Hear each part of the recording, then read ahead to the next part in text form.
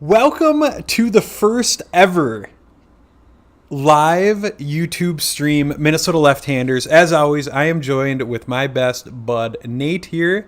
Have we got one for you this tonight? Tonight. I mean, it's 9:30, 9:47 at night here in beautiful, sunny Minnesota. Let's start now. We're going to talk a little bit about the Oak Hill changes, some of the renovations to the course. Nate's got some great information on this one. He dove deep into this one. What do you got for me, buddy? The renovations are going to steal the show this week. It's going to look entirely different from what we saw in 2013. It's new architect coming in to kind of restore what Donald Ross had done, the original designer from 1901 when Oak Hill first opened. We'll talk about a few of those changes. They moved a whole pond. 1901, did you say? Yeah, 1901. And so we got to talk about that pond that they've decided to just like. Yeah, you let me know when you want me to throw up that nice crazy picture graphic you got for us too. So that one's not so good. I like the other one more, but we'll get to that in a second. They've also shaken up some hole order and location, like 5 and 6 look a little different, and changed the par. They do that from time to time though. When the PGA Championship was at Hazeltine, they like flip-flopped like the front and the back or something. No, maybe it was the Ryder Cup. They flip-flopped the front and the back because there's a few holes they wanted to make sure were in each match. So that's a common practice. We have a par 70 on our hands here at Oak Hill as the 17th, which is a 502-yard par 4. Usually plays as a par 5 for members. It's going to play as a par 4 this week. So ultimately, don't expect low scores. In our lifetime, there have been 2 major championships here.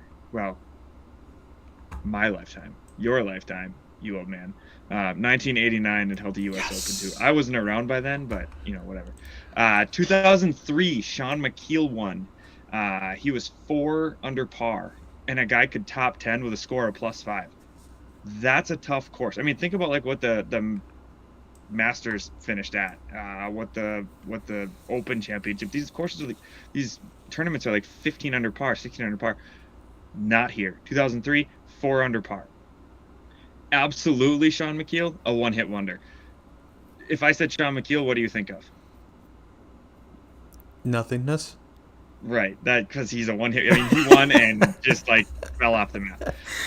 It came back in 2013. Jason Day. He was not Jason Day. Whoa, Jason Duffner. Jason Duffner. See, this is what happens when relevancy goes away. 10 under par. What's the most memorable thing about Jason Duffner's game? Cricket. His smoking hot wife. Seriously, that's what I remember about him. That's as much as I remember about Jason Duffner. That's it, huh? All right, perfect. Yeah, Moving on. And on to the next. The history here at Oak Hill, like I said, was originally designed by Donald Ross in 1901.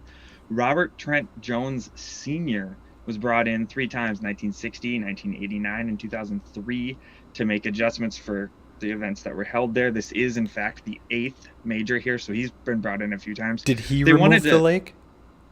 No, that's super recent. But he was brought in because they wanted to like make this course major ready, whatever that means, like keep it up to date with the changing game and technology and whatever at the time. Well, as a result of that, it definitely lost some of the uniqueness that came with Donald Ross and the things that he's done. And he's sort of like, we hold Donald Ross a bit higher with the Pete Dyes, as like you want to go see these courses, you want to play these courses when you can, so you don't want to lose that. In 2019, a guy by the name of Andrew Green, who I've never heard of before. I don't know that he's a great name in course architecture. Nice guy.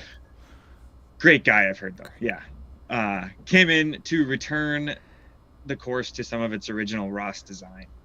And so you're going to see changes to every green complex on the course. 18 green complexes he made changes to, because what had happened was like the greens got kind of circular, and that's not it's not creative. There's just not. There's no It's uniqueness Elk there. River-esque.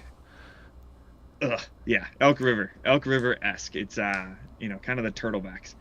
In 1920, 75,000 oak tree seedlings were planted. What happens to 75,000 oak tree seedlings after 100 years? They get very, very, very big.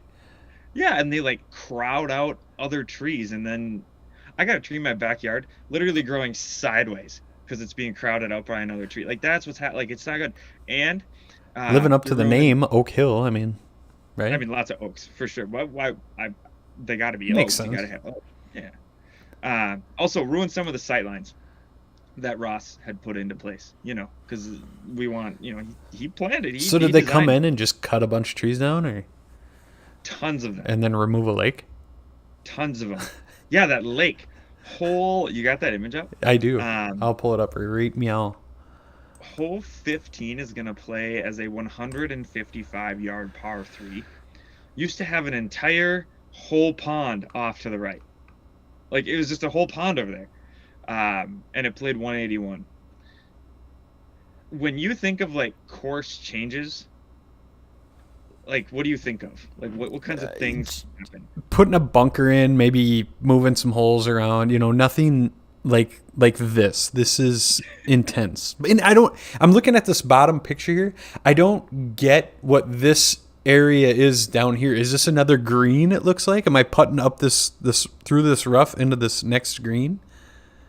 I think the deal is if you miss right, it's just like it's not so much a collection area, but like just a little flat spot that it's going to run off to. And then you have this really tough pitch that you have to like almost flap up to get onto that tabletop. Yeah, Like this looks like an not insane hole to get to. I mean, there's no way I'm hitting this green. It looks entirely too hard. I'm rolling off the back right every time, or I'm landing short left bunker. I mean, that's just my shot. Yeah, it's going to be tough. And if they let that rough grow up a little bit and, it just eats up the club head when you try to get through it, you're not going to be able to miss. There's going to be no room to miss. And I could see something more like 4 under like we saw with Sean McKeel in 2003 win the thing. So we'll have to see. Tough change. Tough sledding on them big jobs. There will be some controversy, though, on hole 5. Well, not so much 5, but like During the 5 play and- of hole just 5 and 6? Yeah, during the play Am of I hole throwing up 6. the other? Yeah, do you have that picture, that sign? Yes, that I do. They had? Yep. Basically, it said, as a local rule, during the play of hole 6, a ball that lies on the 7th fairway is out of bounds for hole 6. Now, this means that we're going to have in play out of bounds, which is like one of the worst things you can do. I can't believe that a major championship is doing that. Allowing Because it. if you allowing it is setting that in place, because it's not the edge of the property. If it's the edge of the property, sure, out of bounds. But hole 8, if hole 6 runs, then hole 7 runs back, and then hole 8 runs kind of along the same way. Do you want this view from the 6th tee up? Yeah, put that up. We can talk about what's by design and where shots can't go and where they can go. Yep, so we're staring down the fairway, kind of little dog leg right. Right, and there is. Right. Oh, you've got the tee shot right now. Yep. Or do you have the aerial view up? I'm standing on the tee box. Okay, so look to the right. Yep. You can see like that other hole off of there. There's Yep, not that many other trees. fairway, There's yep. like 2 or 3. There's a little There used stream to that be- looks like separates us. Yeah, there used to be a whole crowd of trees right here, so you couldn't take that line. Well, now if you go to the aerial view, you can see that there's like a creek that runs between it a bunch. It's kind of tough to see with all the John Madden like scribbling I did on the teleprompter. It looks there. great. I think it's gonna make some sense when I Yeah. explain Okay, it so here. where are we starting off? 4, 5, 7, 8, 9? So the 6th tee box up here at the top middle. Okay, top Um, middle, we're here. What you can't do, what a red light play is, this move off to 7th fairway. Where the red and then line play in. goes. Okay. That's going to be out of bounds because per the sign, a ball in the 7th fairway will be out of bounds. Even though it's not out of bounds, because look further left. There's the 8th hole. It's more of the course. If you were running along a road, I get it, out of bounds.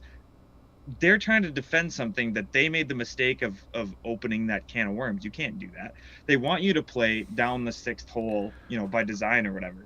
What if I shank this thing so bad I'm on hole 8? Am I still good? That's what I don't know. What if something like that were to happen? What if you come in from that angle? What if my other green light here that doesn't follow the 6th fairway? What if your aim is such that you land in the rough between the 6th and the 7th hole? Yeah, where's that invisible line? Are you out of bounds? I don't it's gonna cause some controversy, and they did it to themselves. You can't have in play out of bounds. I think it's one of the worst things you can do. It's gonna be interesting. Interesting. Yes, that is very interesting. And kudos to Nate for the good drawing there. That was terrific. I love it. It was. Thank you, sponsors. Thank you. Who? What sponsors? We have sponsors? When did that happen? All of them. That was something, though, that Bryson DeChambeau did at, was it 2020, the time he won the U.S. Open, 2020, 2021, whatever it was. He did a bunch of that. He kept cutting corners and taking wedges in, just smashing his driver, like totally not even in the hole, and then taking his wedge in because he knew he could avoid some sightline problems and some hazards. They've taken that away with a bogus rule here.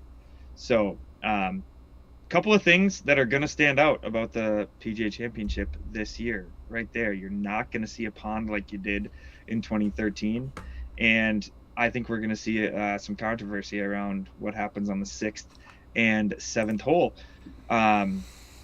So things to look for: 6th and 7th hole, and then that new par 3 15, right? 15. Yes. Shorter. 15. No pond.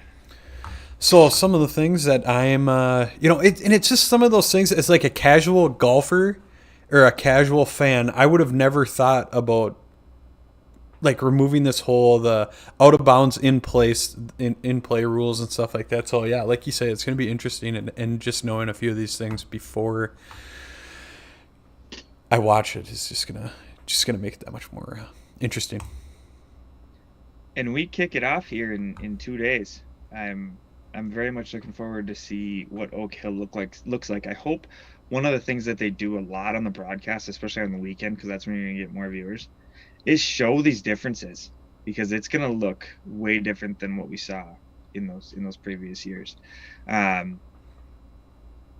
Anything else as we wrap up here? No, let's see if how this goes for us. Like, subscribe, follow, all that fun stuff. And I don't know, maybe we'll try and get one more out this week on maybe some of the PGA guys, since we did a live guys. I don't favor them too much. I don't know. We'll see how this goes, and then see how tomorrow night goes for us. Sounds good. All right. Till next time, my friend.